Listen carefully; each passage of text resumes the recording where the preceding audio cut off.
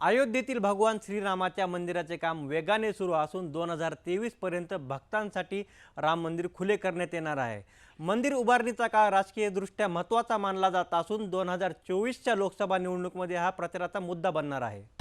श्रीराम जन्मभूमी अयोध्या हे गेली अनेक वर्षे वादाचं केंद्र बनलं होतं। 100हून अधिक वर्षाच्या काळात कायदेशीर आणि राजकीय लढाईनंतर गेल्या वर्षी 9 नोव्हेंबर 2019 रोजी सर्वोच्च न्यायालयाच्या 5 सदस्यीय संविधानिक पीठानं यासंबंधी निर्णय सुनावला होता। सुन्नी वक्फ बोर्ड या वादग्रस्त जागेवर आपला मालकी हक्क सिद्ध करू शकले नाहीत असं सर्वोच्च न्यायालयानं आपल्या निर्णयात म्हटलं होतं। दुसरीकडे पुरातत्व विभागाकडून देण्यात आलेल्या रिपोर्टमध्येही या वादग्रस्त जागेवर एकेकाळी मंदिर अस्तित्वात होतं याचे पुरावे दाखल करण्यात आले। या जागेवर मंदिर पाडून मस्जिद उभारली गेली होती हे पुरातत्व विभाग सिद्ध करू शकले नाही असं देखील न्यायालयानं आपल्या निर्णयात नमूद केलं होतं। आपल्या निर्णयात सर्वोच्च न्यायालयानं मुस्लिम पक्षाला वादग्रस्त स्थळापासून दूर 5 एकर जमीन मस्जिद उभारण्यासाठी देण्याचा निर्णयही दिला। यानंतर 5 ऑगस्ट रोजी पंतप्रधान नरेंद्र मोदी यांच्या हस्ते अयोध्येत राम मंदिर भूमिपूजन सोहळा पार पडला। या भूमिपूजन कार्यक्रमाला पंतप्रधानासमवेत देशभरातील 175 मान्यवर उपस्थित होते। त्यापैकी 135 जण विविध पंथ आणि परंपराचे पालन करणारे साधू संत होते। अयोध्यात भगवान श्रीरामाच्या मंदिराचे काम वेगाने सुरू असून राम मंदिर 2023 पर्यंत भक्तांसाठी खुले करण्याची शक्यता आहे, तर संपूर्ण परिसर 2025 पर्यंत तयार होणार आहे। मुख्य मंदिर 3 मजली असून त्यात 5 मंडप असतील। मंदिराची लांबी 360 फूट, रुंदी 235 फूट व प्रत्येक मजला 20 फूट उंचीचा असेल। मंदिराचे काम ठरवल्यानुसार होत आहे। 2023 पर्यंत भाविक रामललाचे दर्शन घेऊ शकतील।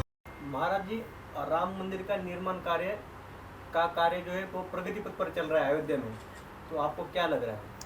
देखिए, राम मंदिर जो हम हिंदुओं की आस्था से जुड़ा हुआ था, जिसके विषय में हम ही क्या हमारे पूर्वज कई पीढ़ियाँ इसमें ख़त्म हो गई।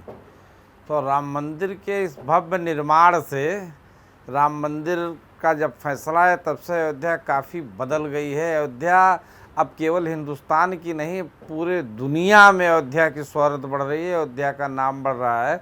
आज के संख्या में जो यात्री अयोध्या आ रहे हैं उसमें से 40% करीब लोग ऐसे हैं जो कभी अयोध्या आए ही नहीं, पहली बार आ रहे हैं। आप देखिए, जो हमारे यहाँ अयोध्या के मेन रास्ते हैं, सारे रास्तों की चौड़ाई बढ़ रही है, दुकानें हटाई जा रही हैं, उनका जो दुकानें हटाई जा रही हैं उनको फिर से अलग बसाया भी जा रहा है। घाटों की सफाई आप देखे होंगे, गुप्तार घाट को दिव्य बना, गुप्तार घाट से ले करके लक्ष्मण घाट, राम घाट तक हर जगह चारों तरफ घाट अच्छे बनाए जा रहे हैं। बिजली हमारे यहाँ सारी अंदर जा ही चुकी है।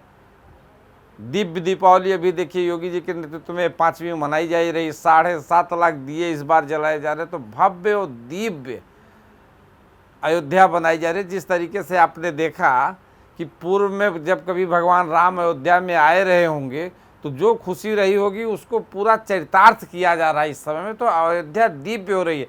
मैं तो अब ये विश्वास करता हूँ कि पूर्व में जैसे कोई राष्ट्रपति अमेरिका के आते थे, बाहर के कोई राष्ट्राध्यक्ष आते थे तो कहीं ताजमहल देखने जाते थे, कहीं जाते। मुझे अब लगता है कि अयोध्या में अगर कोई आएगा, अयोध्या में अगर हिंदुस्तान में कोई राष्ट्रीय अतिथि आएगा तो सबसे पहले वो अयोध्या आएगा। और ये हिंदुओं के लिए, सनातन धर्म के लिए, पूरे हिंदुस्तान के लिए गर्व की बात है, ये बड़ी खुशी की बात है। महाराज जी, मोदी सरकार की दूसरी टर्म में ऐतिहासिक फैसला ये लिया गया है, तो अब आपका जब 2024 में मोदी सरकार फिर से देश में आएंगे तो आपका क्या कहना है मोदी सरकार से? देखिए, मोदी सरकार के कार्यकाल में यह फैसला लिया गया, जितना श्रेय मोदी सरकार को जाता है, भारतीय संविधान को जाता है, उतना ही श्रेय उत्तर प्रदेश सरकार योगी आदित्यनाथ जी को जाता है। इतना बड़ा फैसला होने के बाद में एक चींटी तक कोई भी हत्या, कोई भी हिंदू मुस्लिम का कोई भी दंगा पूरे उत्तर प्रदेश में कहीं नहीं हुआ। यह उनके कुशल नेतृत्व की क्षमता थी। दूसरी बार योगी सरकार थे। मैं तो ये समझता हूँ कि मोदी जी इस समय देश ही नहीं, विश्व के सर्वश्रेष्ठ प्रधानमंत्री हैं। आप देखिए, जहाँ राष्ट्र हित की बात हुई 370 को कितने चुटकी बजाते हुए हम आप या कोई पत्रकार साथी हमारे थे, कोई राजनीति, किसी के समझ में ही नहीं आया होने क्या जा रहा है। तो राष्ट्र हित में जो कुछ हो रहा है वह मोदी जी अपने उच्च क्षमता के नाते चुटकी बजाते हुए हाल कर रहे हैं। और आगे हम बस आप समझ रहे हैं 2023 के लास्ट में हमारे प्रभु जो अभी तक क्या टेंट में ही थे, लगातार झेल रहे थे वनवास, अब उनका समाप्त होने के बाद में 2023 में वो अपने नए गर्भगृह में जाएंगे, ऐसा इंजीनियरों ने बताया है। और 2024 में हम तो चाहेंगे कि मुझे लग रहा है कि हम हिंदुत्व के लिए तमाम चीज़ें, देखिए तमाम जनसंख्या पर भी बिल आ रहा है, तो जो राष्ट्र हित में, राष्ट्र के विकास में जो कदम है वह सब उठाए जा रहे हैं। मुझे लगता है 24 में हमारा भारत हिंदू राष्ट्र ही हो जाएगा, इसमें दो राय नहीं है। महाराज जी, अयोध्या में राम मंदिर निर्माण के बाद किसकी बारी, मतलब काशी या मथुरा? देखिए, अयोध्या में राम मंदिर का निर्माण हुआ संवैधानिक तरीके से, और मुझे लगता है अब तो जो चल रहा है, हमारे यहाँ कोई दंगा फसाद हो ही नहीं रहा है, तो मुझे लगता है जहाँ जहाँ हिंदुत्व के जो मंदिर हैं वो अपने आप सब हल होते चले जाएंगे। और काशी मथुरा वो है ही, आप देखिए वहाँ जा करके देखिए, लगता ही हमारा मंदिर में हम भगवान की प्रतिष्ठा जहाँ कर देते हैं वहाँ से हटाया नहीं जा सकता है। और नमाज तो हम कहीं भी पढ़ लेते हैं, तो मुझे लगता है अभी हिंदू मुस्लिम में वो नहीं रह जाएगा। जिस तरीके से राम जन्मभूमि का फैसला आने के बाद में कोई दंगा नहीं हुआ, तो जो बाबर ने आक्रामकता की है, हमारे हिंदुत्व संगठनों को हमारे हिंदुत्व मंदिरों को समाप्त किया, मुझे लगता है भाईचारा के भाव से वो सब वापस हो जाएंगे। मंदिर उभारणीचा काळ राजकीय दृष्ट्या खूप महत्त्वाचा मानला जात आहे, कारण 2024ची लोकसभा निवडणुकीत राम मंदिर हा प्रचाराचा मुद्दा बनणार आहे। श्रीराम जन्मभूमी तीर्थक्षेत्र ट्रस्टने मंदिराच्या बांधकामाची माहिती सार्वजनिक केली आहे।